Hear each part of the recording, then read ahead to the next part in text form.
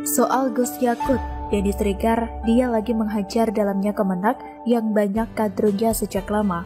Ditulis oleh tim redaksi jurnal dari berbagai sumber. Saya bilang nggak ada ikhlas kok ditulis itu. Namanya ikhlas itu dalam hati, ikhlas kok ditulis. Ya ini menunjukkan nggak ikhlas, saya bilang. Nggak ikhlas itu artinya mungkin kalau ada bantuan terus minta potongan itu nggak ikhlas. Kelihatannya bantu tapi minta potongan itu nggak ikhlas. Harus menjadi kementerian semua agama, melindungi semua umat beragama. Ada yang tidak setuju, kementerian ini harus kementerian agama Islam. Karena kementerian agama itu adalah hadiah negara untuk umat Islam. Saya bantah, bukan. Belakangan ini ramai diperbincangkan soal pernyataan dari Menteri Agama Gus Yakut yang menjadi kontroversi dari berbagai pihak. Namun, pegiat media sosial Denny Sregar menilai bahwa wajar saja jika Menteri Agama Yakut Khairul Qomas alias Gus Yakut dihajar berbagai pihak. Melansir dari Terkini, hal itu karena menurut Denny Sregar, Gus Yakut sedang menghajar para kadrun yang sudah sejak lama ada di dalam Kementerian Agama. Seperti diketahui, Gus Yakut mendapat banyak kritikan usai mengutarakan bahwa Kemenak adalah hadiah negara khusus untuk Nahdlatul Ulama, bukan untuk umat Islam secara keseluruhan. Salah satu yang mengkritik pernyataan dari Yakut ini yaitu Sekretaris Umum PP Muhammadiyah Abdul Mukti. Abdul Mukti mengaku tidak mengetahui apa maksud dan tujuan Yakut melontarkan pernyataan itu. Terlebih menurutnya pernyataan Yakut mengenai sejarah Kemenak bertentangan dengan apa yang ia ketahui selama ini. Namun, Mukti menyatakan Muhammadiyah enggan berpolemik terlalu jauh terkait pernyataan dari Yakut tersebut. Sementara itu, Wakil Sekretaris Jenderal Partai Keadilan Sejahtera Ahmad Fathul Bari berpendapat mengkritik bahwa Gus Yakut mestinya bersikap bijak dan memosisikan diri lebih baik. Adapun Ketua Dewan Masjid Indonesia atau DMI Yusuf Kala pun membantah pernyataan Yakut bahwa Kemenak ada hadiah. Adapun Ketua Dewan Masjid Indonesia atau DMI Yusuf Kala pun membantah pernyataan Yakut bahwa Kemenak adalah hadiah. Kata JK, itu bukan hadiah. Itu adalah keharusan karena kita negeri ini berdasarkan ketuhanan yang Maha Esa. Tentu semua agama sangat penting untuk dilindungi. Sementara itu Ketua Umum Partai Amanat Nasional atau PAN Zulkifli Hasan mengingatkan bahwa sebagai pembantu presiden, Yakut seharusnya berpikir untuk bangsa, bukan golongan tertentu. Saya tidak tahu apa maksud dari pernyataan Menak Yakut tersebut. Namun apa yang dikatakan Denny Sregar bisa jadi masuk akal. Karena untuk menghancurkan atau merusak tatanan negara, para kadrun bisa saja masuk ke dalam kementerian atau organisasi pemerintahan. Contoh saja KPK, saya melihat bagaimana para kadrun yang pandangannya hanya setengah, mulai menggasak dan mau menghancurkan pimpinan KPK yaitu Irjen Firly Bahuri. Saya melihat bagaimana KPK ini yang ada di bawah pimpinan wadah pegawai KPK yang sangat tidak jelas arah ideologi kebangsaannya, sangat terganggu dengan keberadaan Firly. Kita tahu di internal KPK ini terbagi dan terpecah menjadi dua jenis. Kalau Bung Neta Espane pernah mengatakan bahwa KPK ada dua jenis polisi yaitu polisi Taliban dan polisi India, saya mengatakan kedua kelompok yang lain.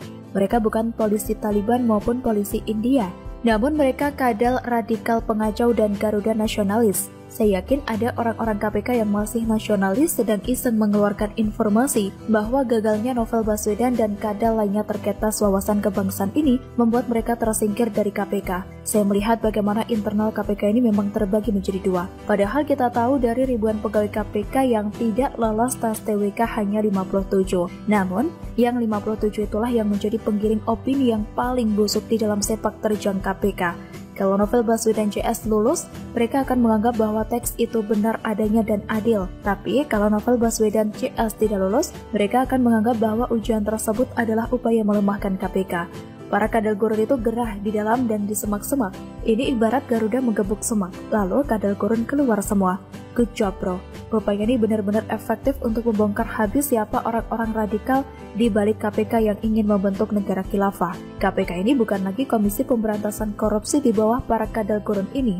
KPK ketika Novel Baswedan CS masih menjabat mungkin menjadi komite pembentukan khilafah di negara Indonesia. Upaya pengambil alihan kepemimpinan ini terlihat dari kantor press conference KPK yang tidak ada foto Presiden Joko Widodo dan wakilnya Kiai Ma'ruf Amin. Dan setelah Firly Bahuri menjabat beberapa lama baru dipasang foto Jokowi dan Kiai Ma'ruf Amin. Sudah paham kan? Semoga saja NKRI terus menjadi junjungan tertinggi dari para pimpinan KPK sampai ke pegawai-pegawainya. Jika memang Gus Yakut sedang membasmi kadrun yang ada di tubuh Menak, saya hanya bisa berdoa. Semoga cepat bersih dan steril. Amin. Begitulah kura-kura.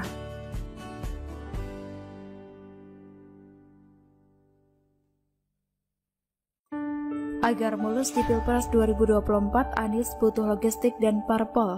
Jangan takut, ada Bohir. Ditulis oleh Hijau Putra di siwar.com.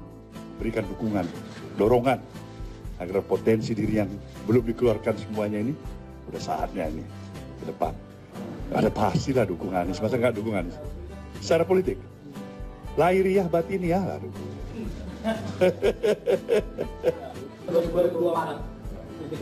2024, tergantung Anies lah. Pelaksanaan deklarasi untuk mendukung Anies Baswedan menjadi presiden menjadi sorotan publik. Pasalnya, deklarasi yang digagas oleh Aliansi Nasional Indonesia Sejahtera atau ANIS tidak memiliki parpol pengusung. Kita melihat Anies ini sudah menjaga indeks demokrasi di Jakarta sangat baik. Kita bisa lihat demokrasi di Jakarta bisa berjalan dengan baik karena tidak ada satupun orang-orang yang menghina maupun membuli Saudara Gubernur Anies Baswedan yang berujung ke aparat penegak hukum. Pertimbangan lain yang sedianya mendukung agar pencalonan seseorang untuk maju sebagai presiden berjalan lancar adalah masalah logistik. Direktur Eksekutif Indonesia Political Review sekaligus seorang pengamat politik Ujang Komarudin menjelaskan bahwa deklarasi untuk dukungan Anies maju sebagai capres adalah hal yang wajar. Walau demikian, Ujang mengingatkan adanya deklarasi harus dipikirkan dengan matang, termasuk hal-hal penting dan pokok dalam pencapresan. Untuk itu, menurut Ujang, Anies perlu dukungan koalisi partai politik apabila ingin menjadi calon RI 1. Ujang beralasan dengan dukungan dari relawan saja tidak cukup tanpa adanya kendaraan politik. Peran relawan sangat penting dalam Pilpres, namun soal persyaratan di atas tak boleh dipandang sebelah mata. Karena persyaratan itu pokok. Jika tak dapat partai maka sulit juga jadi capres, ujar Ujang melalui laman suara.com. Bagi saya pernyataan Ujang Komarudin itu realistis. Deklarasi dengan jutaan relawan pun tak ada artinya tanpa ada partai politik yang mengusung Anies. Jangan berharap Anies bisa maju dalam jalur independen atau perseorangan, karena akan berhadapan dengan para calon yang diusung oleh parpol. Tertuang dalam pasal 222 Undang-Undang Nomor 7 Tahun 2017 mengenai pemilihan umum atau Undang-Undang Pemilu.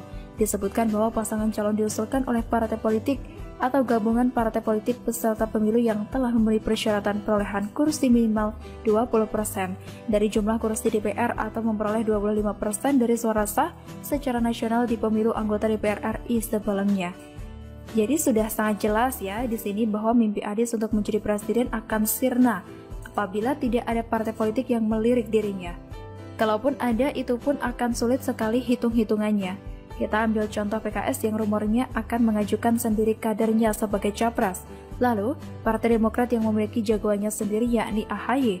Tentunya mengusung dirinya menjadi capres, sementara Partai Nasdem akan pikir-pikir dahulu untuk mengusung Anies.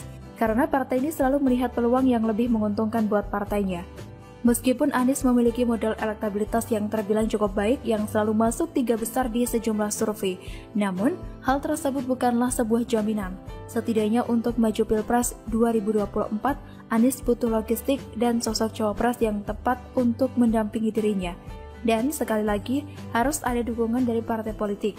Untuk soal logistik mungkin Bohir dari Indonesia Timur yang akan menyokong mati-matian. Kalaupun kurang, tinggal gunakan saja jihad harta dari para kadruners yang 7 juta umat itu untuk menyumbang. Apalagi senovel Bamukmin sudah mendeklarasikan dirinya siap menjadi pendamping Anies sebagai cawapres. Jadi tidak susah menggerakkan mereka untuk donasi, tinggal iming-iming kafling surga dan bidadari. Pasti para kadruners akan senang hati menyumbang untuk memenuhi logistik Anies sebagai capres terpilih. Oh iya, belum lagi logistik akan datang dari 2000 advokat. Jika satu advokat menyumbang 1 miliar rupiah saja untuk keperluan logistik, maka akan terkumpul dana 2 triliun.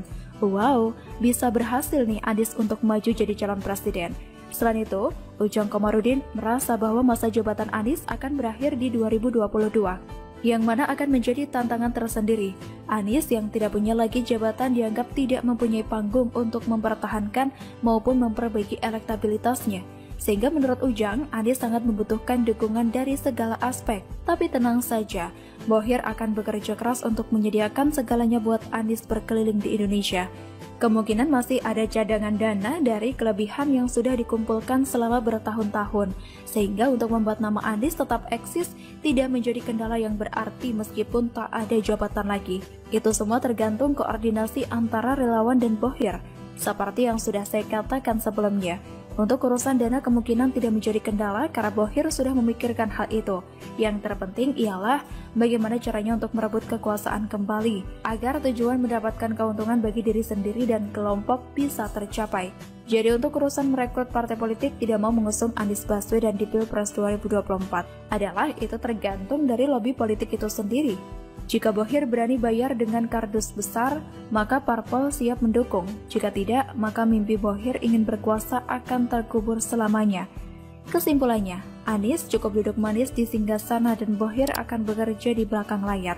Demikian kira-kira kata kura-kura.